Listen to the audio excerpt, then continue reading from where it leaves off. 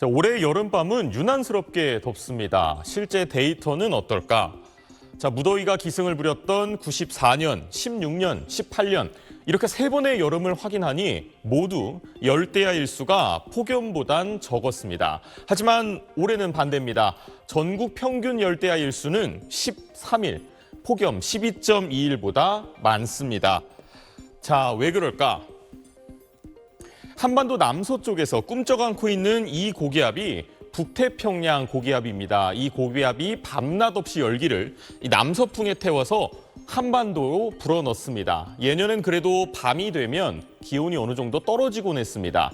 하지만 올해는 이 예년보다 한반도 상공에 수증기가 유달리 많은 데다 이 고기압들 사이에서 이 수증기가 갇혀 있는 모양새라 밤에도 열기가 이 좀처럼 식지 않는 겁니다.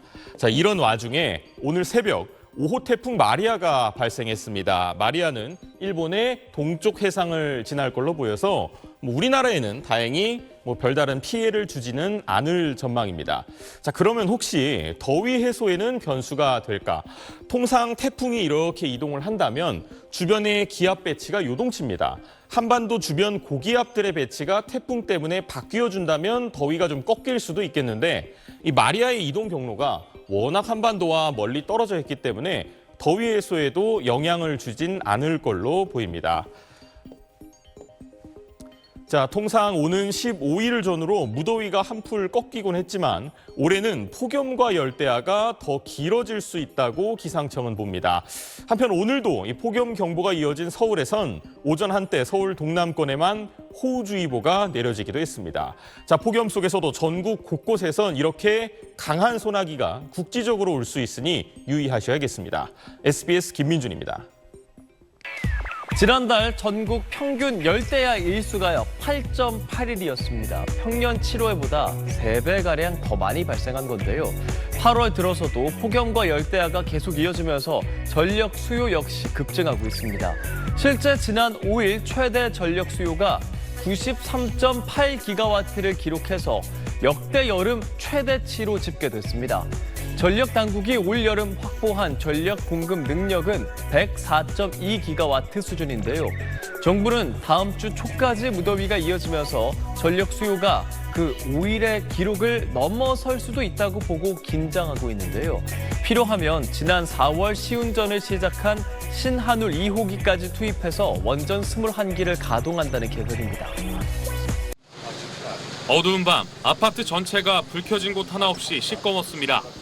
어제 저녁 7시 50분쯤 경기 고양시의 한 아파트의 전기 공급이 모두 끊겼습니다.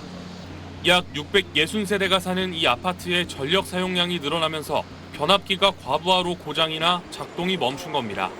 집에서 먹으려고 준비하다가 불이 갑자기 꺼져서 밖에 나가서 먹고 왔어요. 음식이 가득한 냉장고가 멈춘 것도 문제지만 냉방기가 작동하지 않는 집에서 당장 잠에 드는 것도 걱정입니다. 너무 더워요. 지금 땀이 계속 지금 막 흐르고 있어요. 냉장고도 걱정이고 이제 오늘 저녁에 잘 것도 걱정이고. 아파트 측은 고장난 변압기의 교체 작업이 늦어졌다며 빨라도 오늘 아침이 돼야 정상화될 걸로 보고 있습니다.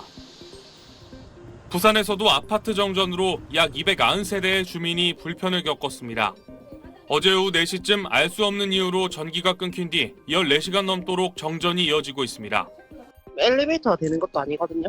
지금 더운데 계속 밖에 있고 집이 31층인데 올라가지도 못해요. 한국전력공사 측은 아파트 자체 설비 문제로 추정된다며 날이 밝는 대로 정확한 원인을 파악해 조치하기로 했습니다. SBS 신용식입니다.